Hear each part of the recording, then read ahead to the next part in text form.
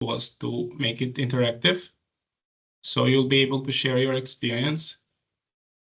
But in the end, considering the time, like I decided to take a bit more informative approach.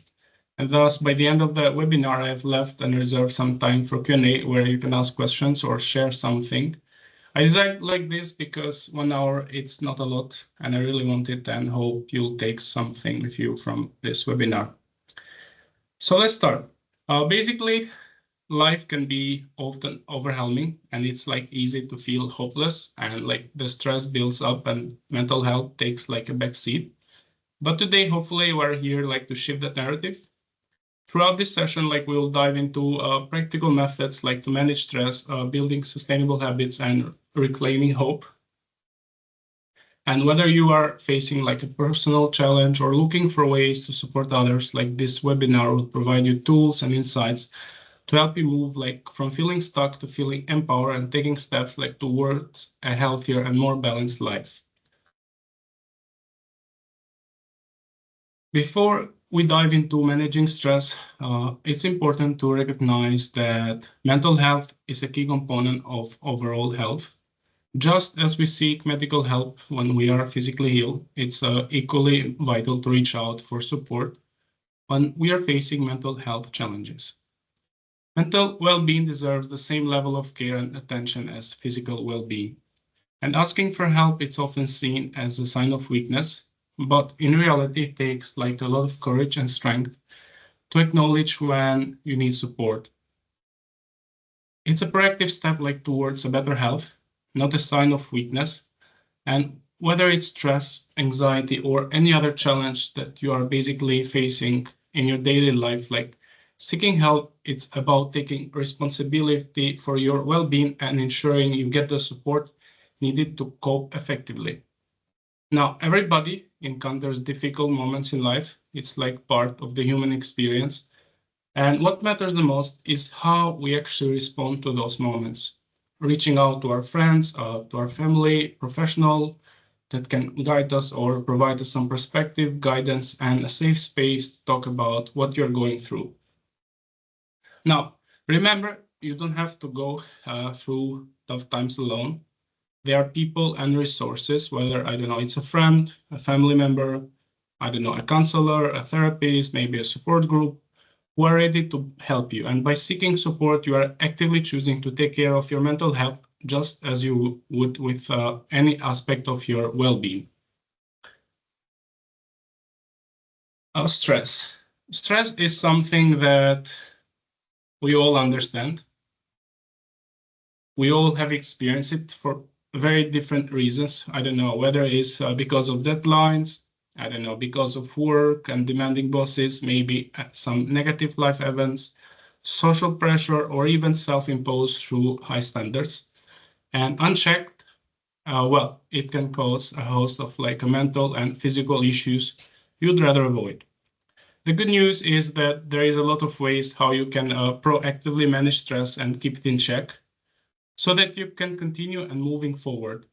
In this webinar, I will try to explain you how it all begins with understanding like the factors that cause you stress, managing your interaction with others properly, controlling your accessibility at school, at work, and managing your time effectively.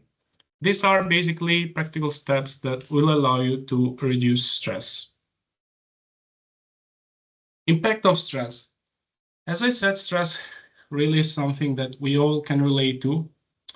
And in fact, according to a lot of researcher by stress.org, nearly half of students or workers experience moderated to severe stress while on their school or job at some point.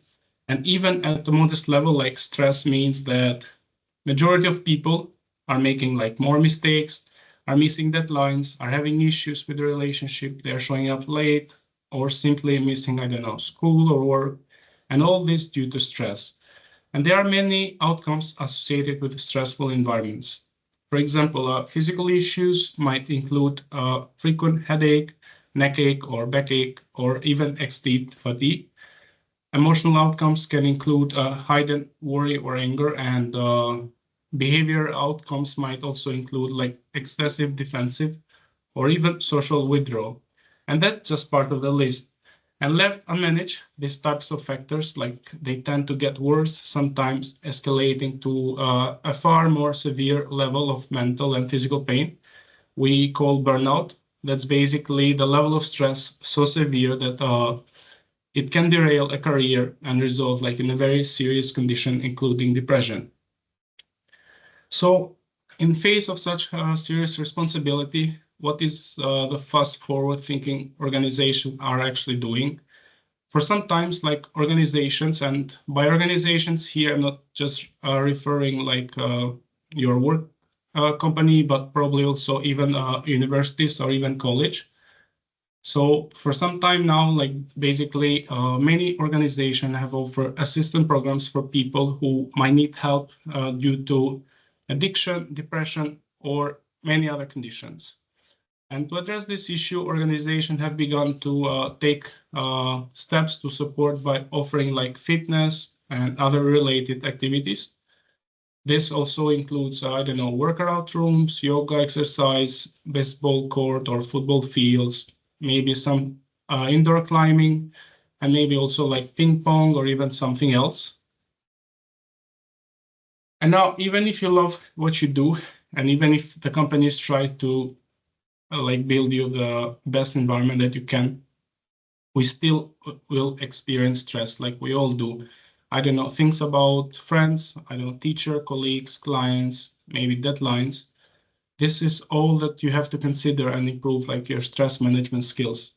And the best way to start is to be very clear about the triggers that cause you stress. Like triggers are the things that basically happen to you, whether like you cause or not, that leads like to feeling higher levels of stress and anxiety.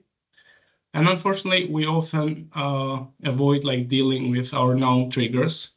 It usually goes like this, you know, like people experience one and somehow they survive it, the situation, and then, you know, they just put it out of mind, like as if it didn't exist in the first place, until of course, like it happens again. So the best solution is like to try and tackle the issue head on, like by identifying the most common triggers. So here, if you can, or you can do it in your phone or maybe in your laptop, I don't know where you're joining from, but try to get a piece of paper and try to spend a few minutes writing down a few things. I'll try to explain you in the first slides. It's like a small exercise that I'd like you to do and try it. So basically, first, like consider the who. Like who might be the trigger? It can be your friend, your partner, your boss, and sometimes employee, or maybe unfortunately sometimes it can also like be a family member. Usually there is only one or two people who are like mostly responsible for your highest stress episodes. The next is basically the what. The what is the task or the topic that often elevates your stress levels. Maybe there is a type of work, activity you always fear, or a part of a project that always make you cringe. And by the way, if you can easily name many things, I can say with respect that you might be like in the wrong cycle, wrong role, or even a wrong career. And the third to consider is the where, because physical location can be a big variable. Maybe, I don't know, you are in the boss office or a particular person house, and only when you name like the clear one or two most relevant location, can you begin like to try and manage them. And finally, think about when. Is it always during one particular time, one particular meeting? Maybe it seems to happen at one particular time every day.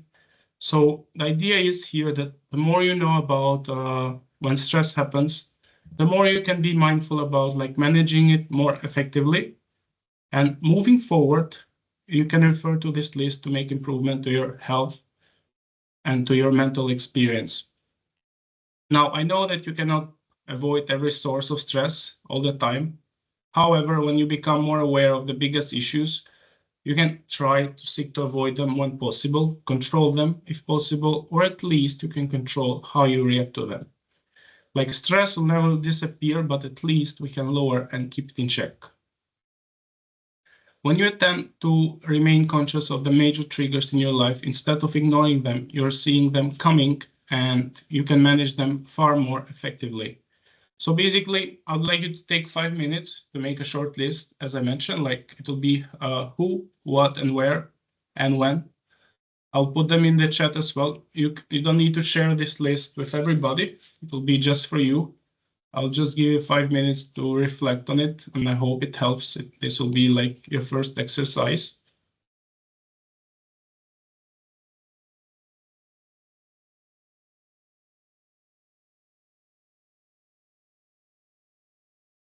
And then we'll continue in the other slides.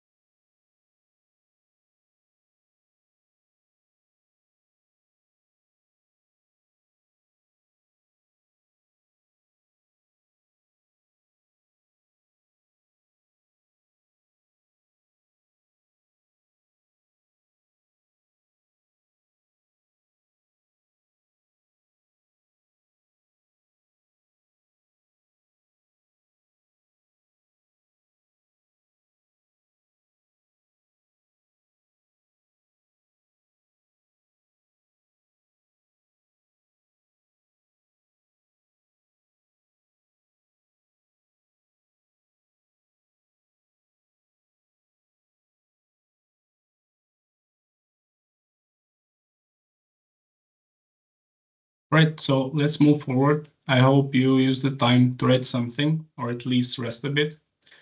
So the next step on how managing stress is basically how to manage your time and managing your availability. A lot of advices about managing stress applies to life in general, not just school or work. And one huge issue that many people face is availability.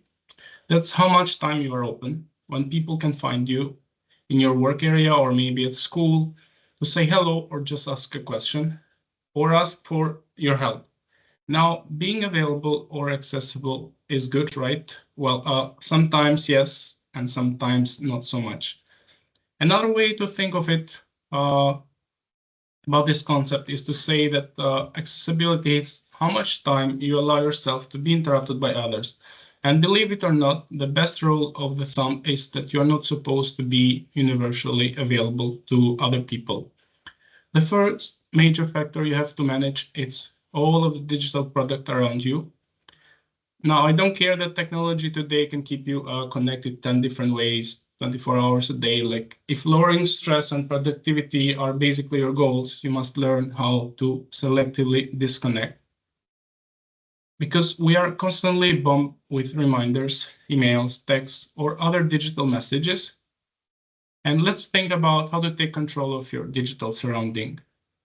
To start, try to choose a small window of time, I don't know, let's say 30 minutes to turn off everything that will interrupt you.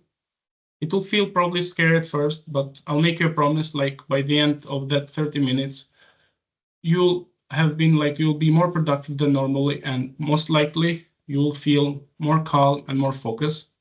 And if you're brave, you'll work yourself probably up to an hour or more like each day, where you basically choose to stay disconnected. Another great way to disconnect if you're actually working is to physically leave your working space, especially if you're not working remotely. Usually people expect to see you there, so try not to be there. Instead, I don't know, work in a little, maybe in an empty conference room or in an office and just shut the door. And better yet, maybe just try once in a while to leave the building. Maybe you can sit outside, maybe you can walk 2 blocks to maybe a coffee shop that is nearby and sit there for a few minutes and try to bring a meaningful chunk of work with you. And if it's absolutely needed, you can tell, I don't know, your boss or one of your colleagues, where are you going and when you'll be back. Of course, the biggest version of this is to work completely away from office, but I recognize that not everyone can do this. But if you can, at least 1 day per month, it should be like offsite in a place that allows you to be uninterrupted so you can focus. And I don't want you to break any rules, but I really want you to try to mix up your location so you can disconnect from the pattern of behavior normally associated with higher stress. Now, there are many times you must be accessible and present, but that's not full time. And reducing your digital dependency and stepping away from full-time in-person accessibility can both increase the amount of time you dedicate to your work and improve your focus during that time. Let me encourage you to start by rethinking one thing, like how much you use your phone every day. And I will give you a small challenge, like try to pick up a small time window and turn it off during that period of time. And you'll be surprised how much deeper you focus and how much work you'll be complete afterwards. Another thing that helps us in managing stress is the way how we manage our interactions. Now, it's true that many times your experience of stress is associated with particular people and how you interact with them, whether it's at school, at work, or just walking through your neighborhood. What I want you to remember is that you do have a choice to avoid someone, or if you must interact, you have a choice about how to engage with someone. Now, let's start with the choice to avoid it. If a person is a strong trigger for you, some avoiding can be reasonable.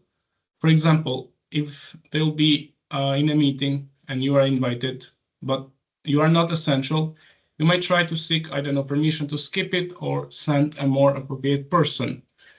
And if you're invited to lunch and that person will be there, you don't really have to go. And if they chat you up in the hallway, politely you can reply and then move on. Now I know that some of you might be thinking that I cannot actually avoid the person who really stress me out, since, I don't know, they're my teacher, my boss, or unfortunately sometimes it can even be like even a family member. And while that's true, you can still like choose how you will interact with them.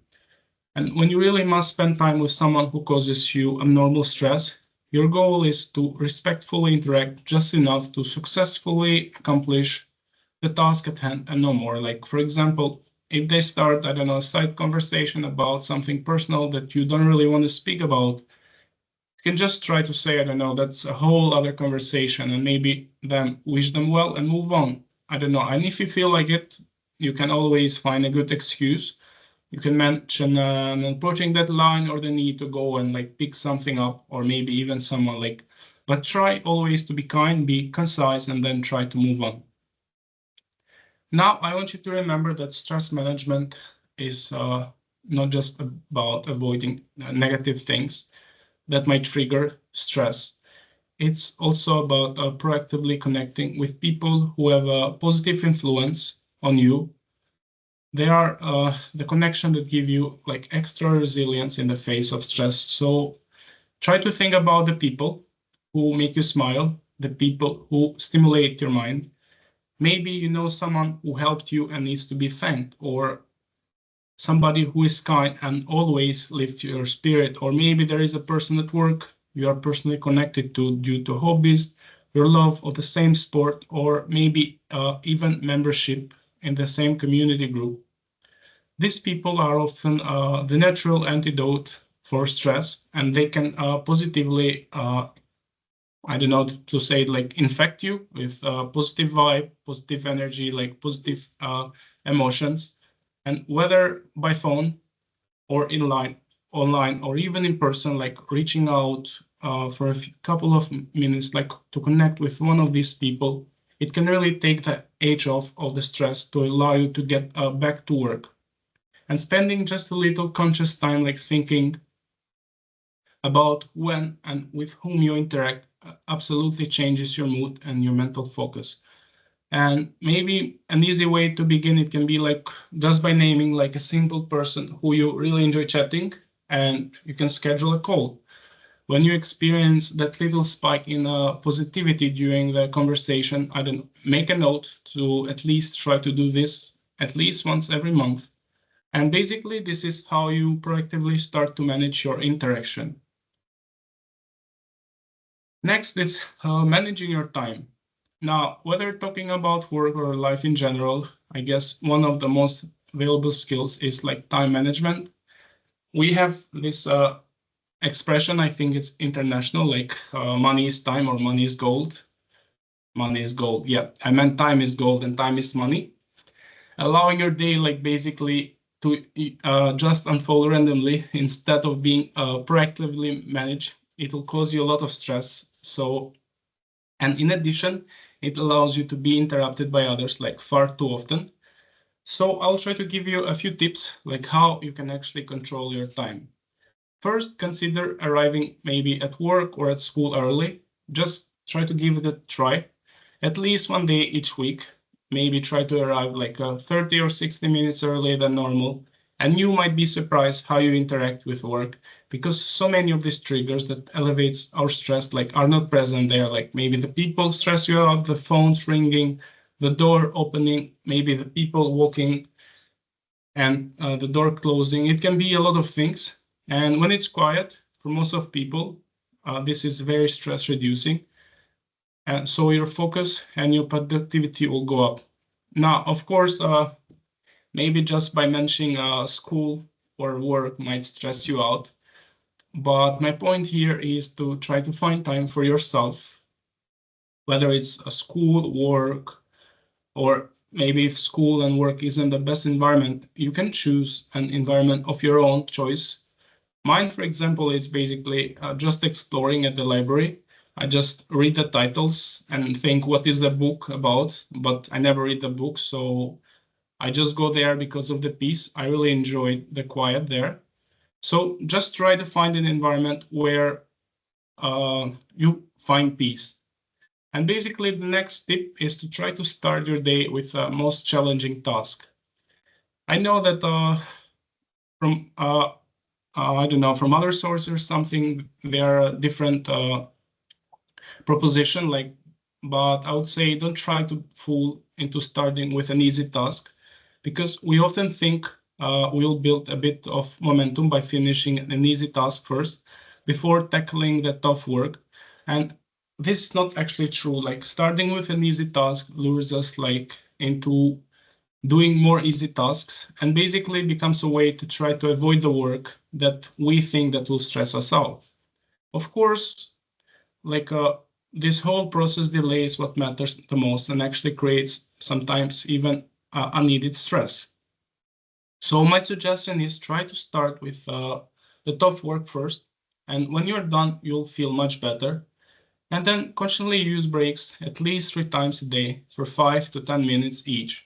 I call this basically 90% and 10% rule. Like, if you work about 90% of the time and use breaks about 10% of the time, you'll maximize your productivity and take the edge of the stress. Now, most people think that they accomplish the most of the work by keeping their head down and working hard the entire day, and that's not usually true. You know, sometimes how our computer or maybe our phone functions better if you just reboot it by turning it off and then on. Like, basically, our brain does the same thing. When we are mentally disconnected from a stressful task and enjoying a short break, we often return with a lower stress, a higher focus, and better productivity. So connect with a friend, take a walk, or complete maybe a small personal task. And maybe a final tip I would suggest you is sometime the best time management, and this comes from me, this is from no source. This is from advice from me personally. Like, you should just simply learn how to say no. I don't know, just because he's your friend, he's your brother, I don't know, your colleague or supervisor, doesn't mean that you always must drop like what you are doing to talk to them or maybe help them. And when doing an important items or facing big deadlines, it's okay to politely say no and ask if you can follow with them up later. And managing your limited time is not complex if you remember these techniques. So try to use the methods that I just told you, and you'll be successfully like trying to reclaim more time that you actually need to focus and get more productive. The next step is basically to make positive personal choices, like keeping your stress levels manageable. It's like a goal which is within your reach. I hope you have understood that by now. And I know that sometimes the topic of stress can seem large and complex. However, it really comes down to making a few simple positive choices. And it's about how we think and how we actually behave. First, I think we can consider like a diet, a break from technology, and try to do exercises. This is a big topic, but just try to remember that the long-term success at improving your diet or exercise or being disconnected from the technology is not becoming a dietitian or to become a marathon runner. In fact, taking on big goals too fast like can cause a quick relapse. So try to start small, like choosing 1 or 2 small goals for the year. And they can be as simple as avoiding or reducing one type of food and choosing to take walks a few times each week. And your odds at success with these choices can go up since they are easy to stick with, which means that your odds of succeeding and improving about them in the future also will go up. Next is what I call like outcome visualization. I really enjoy this one. Every day, try to spend a few minutes alone, like quietly visualizing yourself, like achieving a goal, like a movie in your mind. Like, try to see yourself doing the very thing that you're trying to achieve.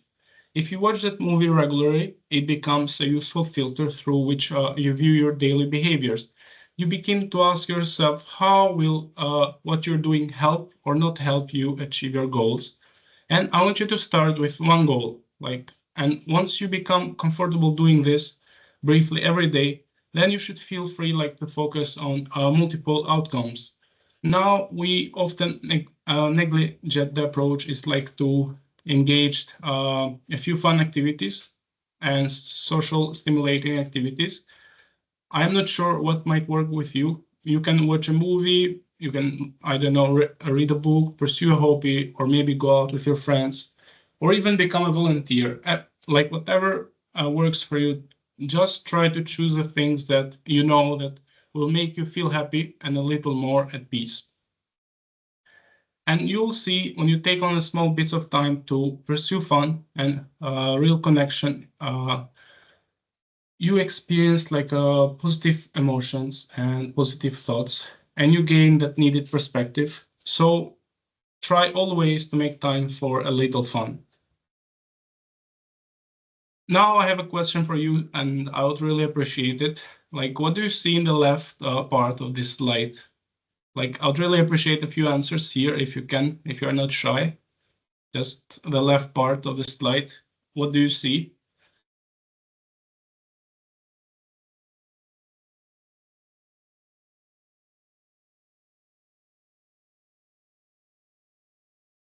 And you can also write if you don't want to speak. It's all right. I'll give you 2 minutes.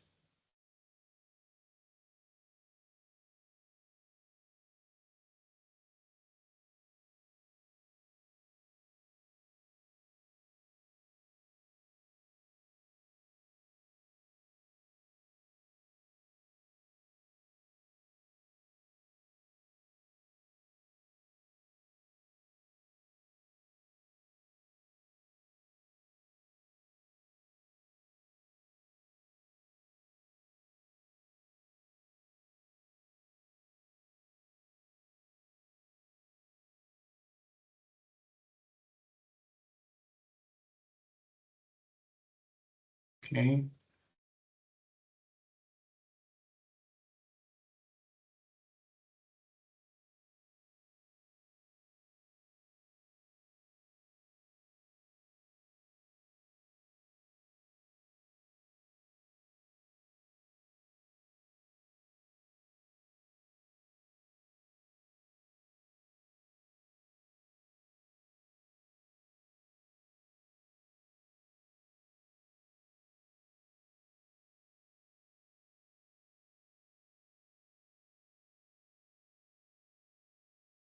Okay. Okay, so let's wait for Wojtek. There's still 2 people writing. I'm just curious about their answer.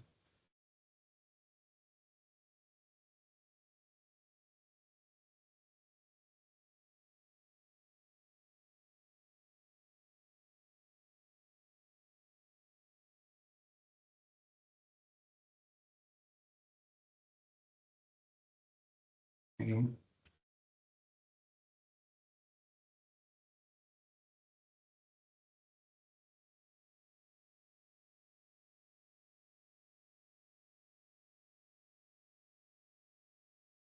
All right, so you can still answer, and I'll try to read them meanwhile while I'm speaking. Now, the idea is here that when people like ask what they see, most of the people immediately focus on the black dot, like actually overlooking the vast white space surrounding it. And this represents how often like we actually like fixate like in our problems, like in our challenge or our stressors, even though they are just a small part of our overall life. Like, and from perspective shift, like the idea is here that it's so easy like to get consummated by negative thoughts or the stress of one particular issue. But we really must remember like to zoom out like and acknowledge like the broad and like the positive aspects of our life. And in terms of the mental health, this analogy reminds us like not to let just a single stressor or a negative event define our overall well-being. Just like the black dot is not, it's only a small part of the paper or the frame. Like our challenges are basically just a small part of our journey. And from stress management, when managing stress, focusing too much on the black dot can lead to anxiety and burnout. And it's important to really practice gratitude and acknowledge this positive white space, like the good things that we have in our life. And finally, we should find always time to be thankful. Stress often tricks us into focusing a huge part of our attention on a negative thing in our life, which makes us to forget to focus on the things that are actually good, and stopping once in a while to take some sort of inventory of the things for which you should be grateful. It's very important. I mean, try to think about your family, your friends, an opportunity that you are working on, or maybe even a group that you are part of. When you name this thing that add value to your life at least once each week, you build a needed perspective that try to keep and help you keep the stress in check. And thankfully, managing stress is not a rocket science.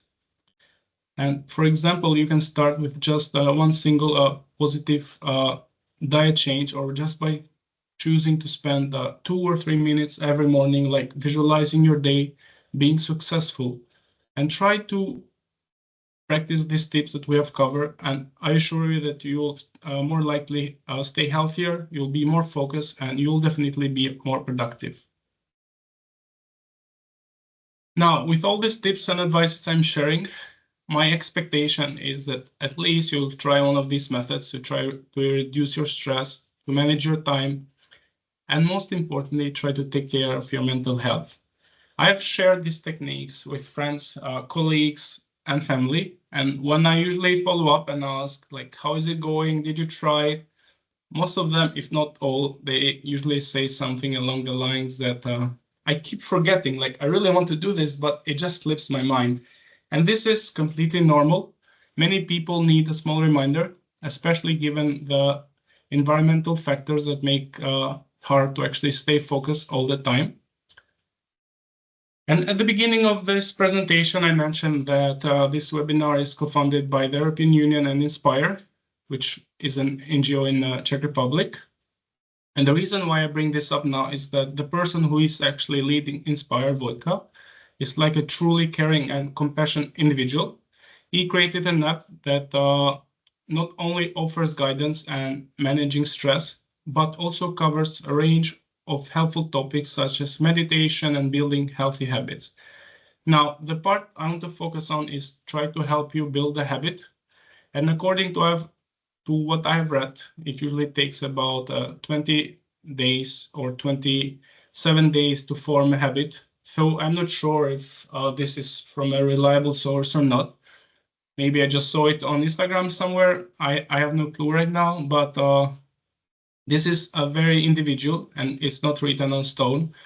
And I am bringing this up now because the app can actually help you remember the steps and explore what has worked for you and for other real people in managing their mental health. This app is called Hope, and you can scan the QR code. The app is for free, and it has, I think, if I'm not wrong, it has already a web version, but I'm not sure if you can download it directly. I think the QR code will send you to the Instagram page where you can find the link there. And right now, I'm not really here to advertise the application. You are free to check it out or not, but you really have nothing to lose by giving it a try. You might discover something that works for you. Even if you do, you can add this to the app. The app accepts strategies that work for other people. And the key benefit of the app is that it helps you guide you through steps and reminds you to take a time for yourself, to manage stress, and to maintain a healthy well-being. Now, for those of you who are paying attention to the early slides on managing availability at work, school, and life, I mentioned the importance of disconnecting from digital devices because we are constantly born with reminders, email, texts, and other notifications. And now I was talking about an application, and this might seem a bit contradictory, but unfortunately, the most effective way to try and reach people nowadays is through technology. That said, some users of the app have already provided feedback saying that they would like the option to print out the steps or the methods so they can have a physical copy to read instead of relying on the app. I'm not sure if this feature is available yet, but I believe it's the next goal for the app. And it will allow you basically to print and access information without staying connected to the technology all the time. And Erasmus Plus. I'm not sure how many of you here are familiar with Erasmus Plus, but if it's your first time hearing about Erasmus Plus opportunities, you can scan this code. And basically, Erasmus Plus is focusing or has program focusing on education, training, youth, and sport, and it provides support for creating different things. If you have an idea, you should definitely try to check this one because they have a really huge budget and they can really make it happen. And if you have an idea or you just want to travel while, I don't know, getting some extra education and meeting a lot of amazing new people, you should really give it a try if you haven't tried it already. And we are now at this is the part of the webinar that I was really waiting forward, is the meditation. I am not sure how many people have tried the meditation here. I don't know if you can raise your hands before we start with it.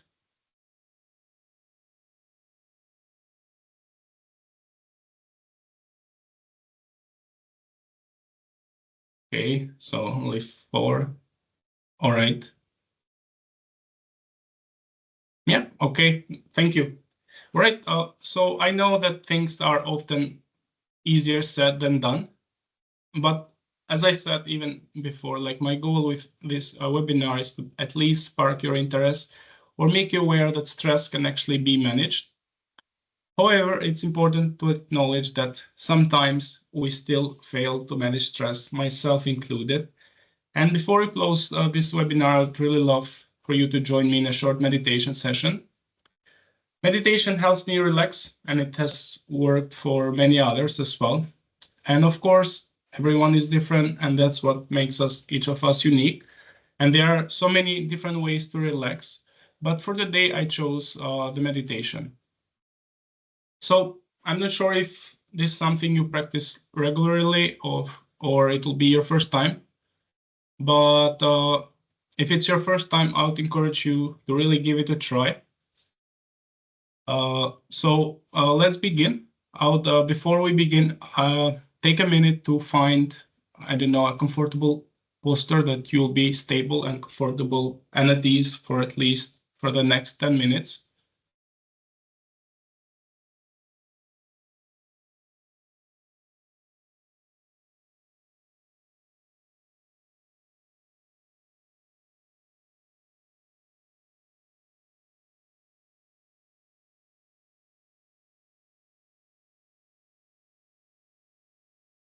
So I guess we can start. As I said, make sure you are in a posture that is stable and comfortable and at ease. And if you're in a chair, let your feet be flattened on the floor or bed or on a bench. Sit upright with a sense of dignity and kindness. You see it like the Buddha under your own tree of enlightenment. Let your hands rest easily and allow your eyes to close gently.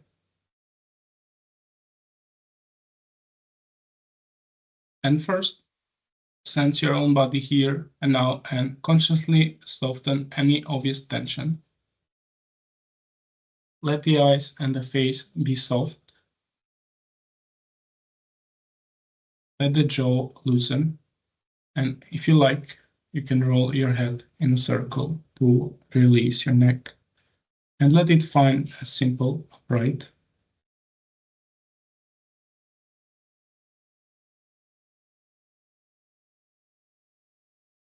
Let your shoulder drop and your arms and hands rest easily. And let the belly be soft and the breath natural. And let the heart be soft as well to receive whatever arises with a spirit of kindness and compassion. And now, with this embodied presence, bring your attention to feel the sensations of your breathing. Take a few deep breaths.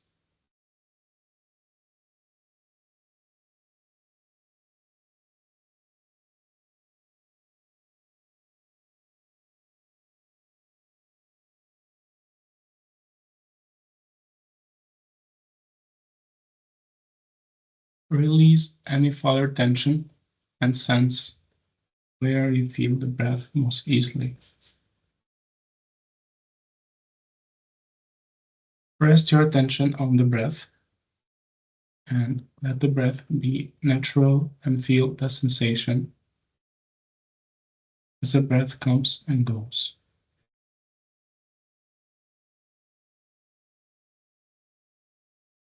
The beginning of the sensation as the breath comes in or rise of the chest or belly. The middle of the sensation, the end, and the pause between breaths.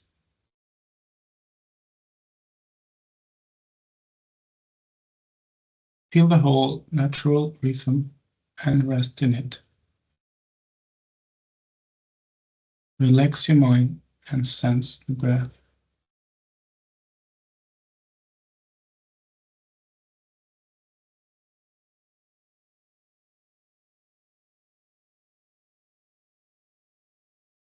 If the breathing feels soft, let your attention be soft and careful. Notice a slight movement of breath.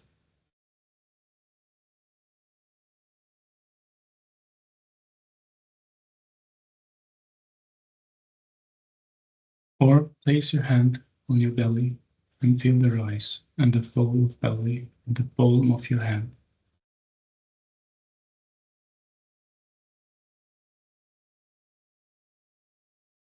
With each breath, let the mind become quiet. With each breath, feel the sensation and rest in the natural rhythm as the breath and life breathes itself through. And if it's helpful, you can count your breaths softly.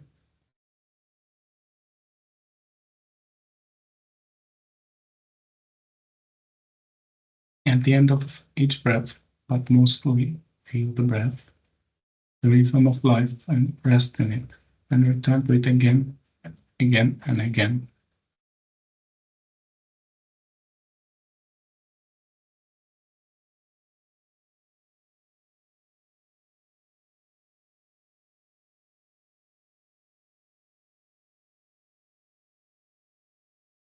After a few breaths, your mind will most likely wander. This is natural.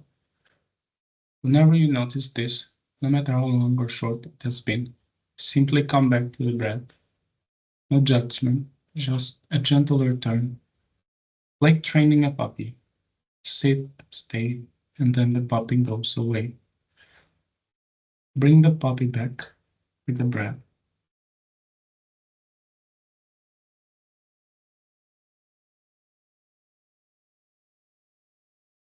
And as you feel the breath, let the sound and sensation, the thoughts and feelings rise and fall like waves of the ocean around the breath.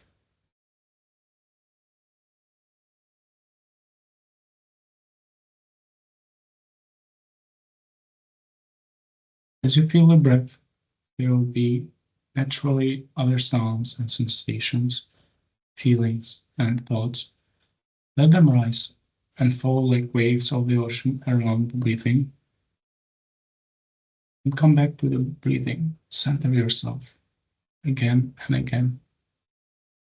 This moment, this breath. And as you feel the breath, rest more deeply in the present.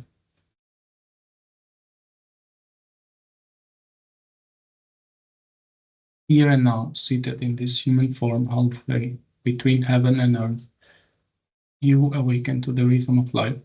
The breath breathes itself through you. And when the mind wanders from the breath, before you return, can gently acknowledge where it's gone. Thinking, hearing, itching, wondering, or planning. After, softly and silently acknowledge where your attention has wandered. Let it go and pause gently and return back to the next breath. And again, rest in the breathing. Feel breath carefully, the beginning, the middle, and the end, and the space between around the breath.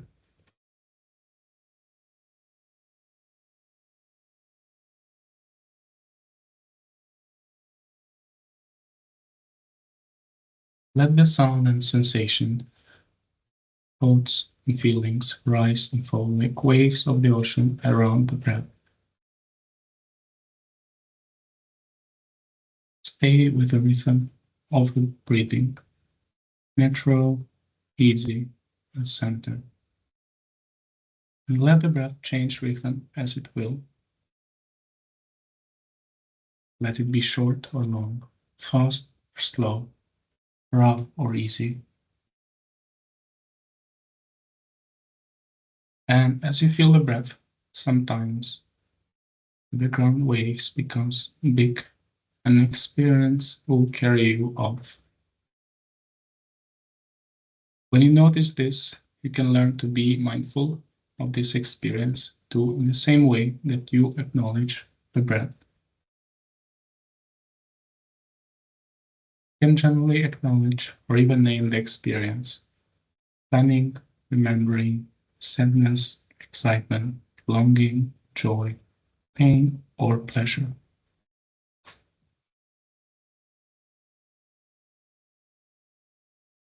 Be mindful of these waves of experience, just as you have the breath. If it's helpful, you can name them softly for a time while they're present, sad or excitement. Feel it as a whole wave of energy that moves through body and mind. Give it space to open or change as it will. And when that wave of energy has passed, take a moment.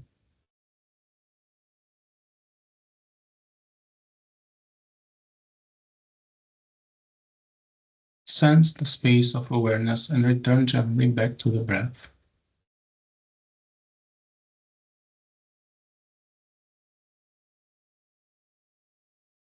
Now you can be gracefully mindful of breathing as it comes and goes. Or you can be graceless mindful of the big waves that come, naming them gently, giving them space to arise in body and mind, and pass away as they do and return to the breath.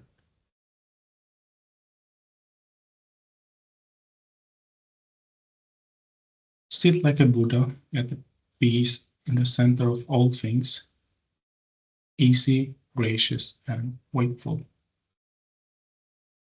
Again and again, rest in the breath.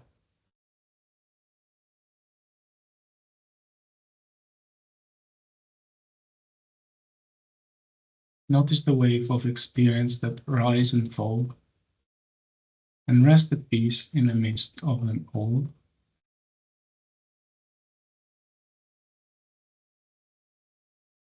And return to the breath as a center, easy and natural.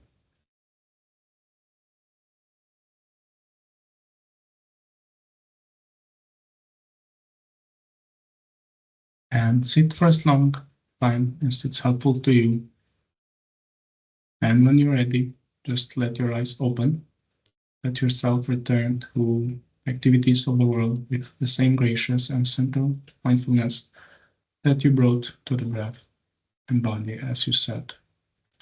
Let the spirit of the meditation carry over into all that you do.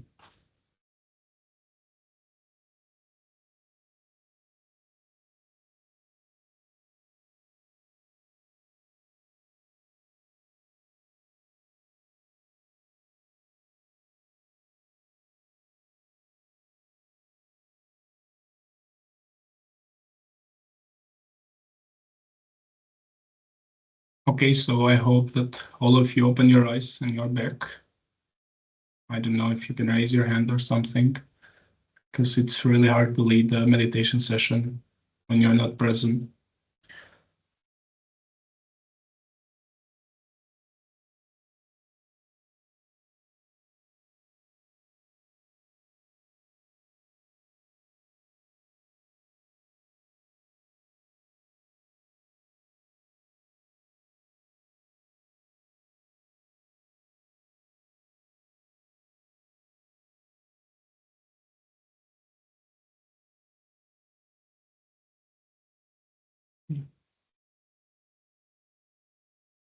Right, so I see that most of us are already here.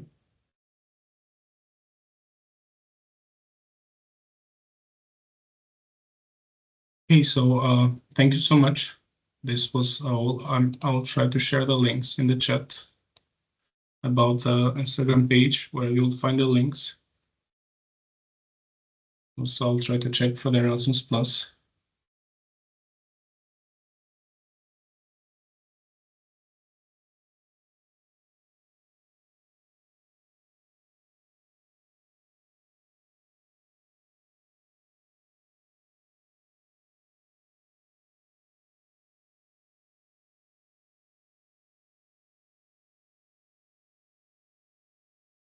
So I added the links in the chat. You can try to find them from there.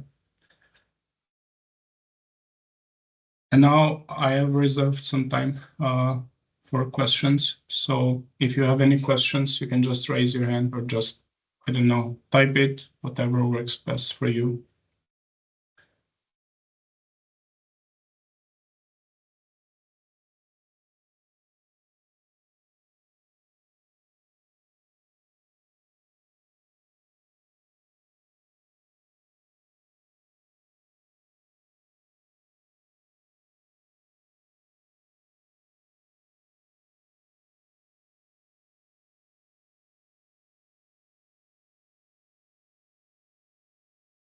And also, if you can, please, I have a feedback form. I would really appreciate your feedback.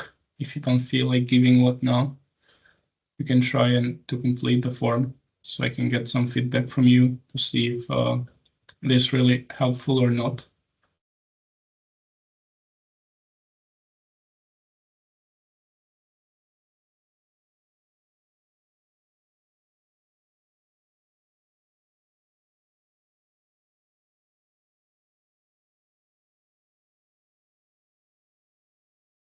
Yep, I see that 2 people have raised your hand. If you want to speak, you can.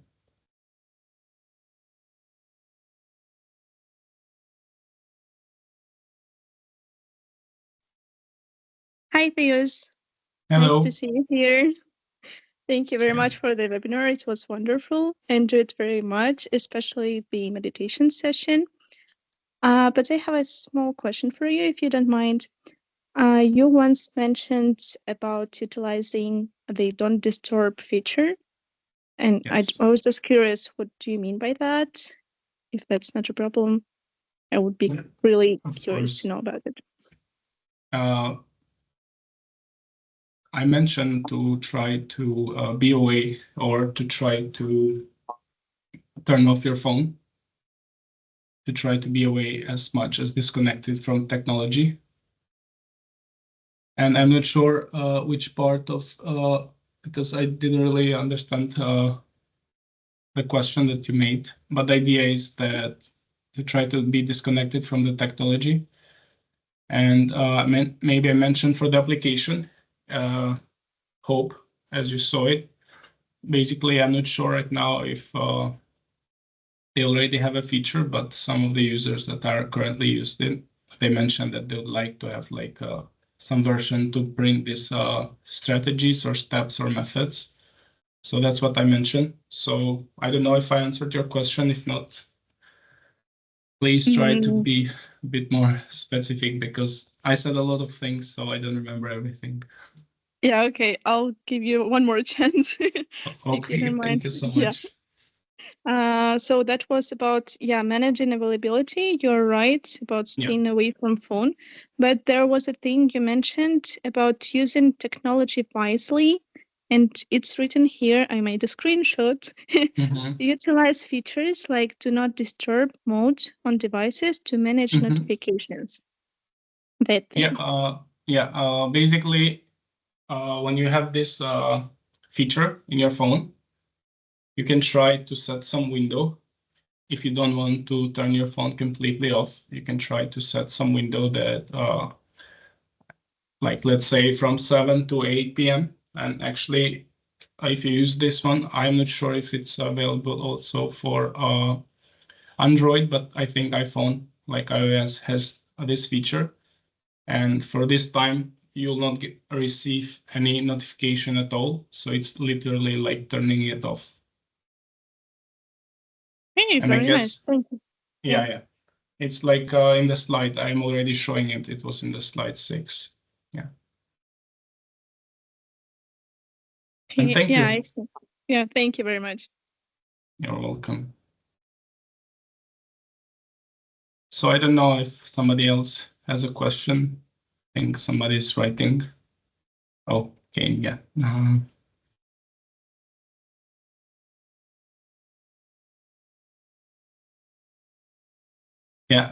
So that's a really good question.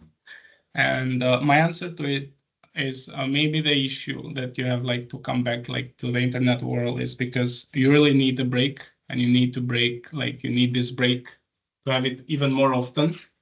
I actually had something similar in, I think in May. I was in a project, and I was basically 10 days out in middle of nowhere. And I really enjoyed the nature, the animals and stuff. And to be honest, when I returned to the city, I felt really depressed.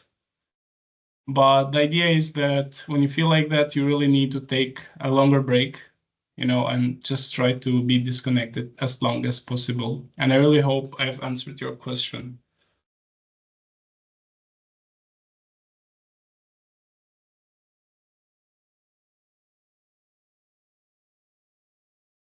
Yeah, you are welcome.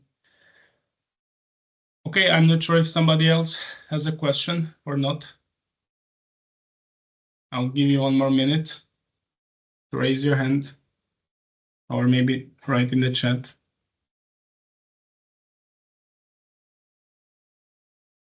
And also, meanwhile, if you can, please try to give me some feedback through the form. I would really appreciate that.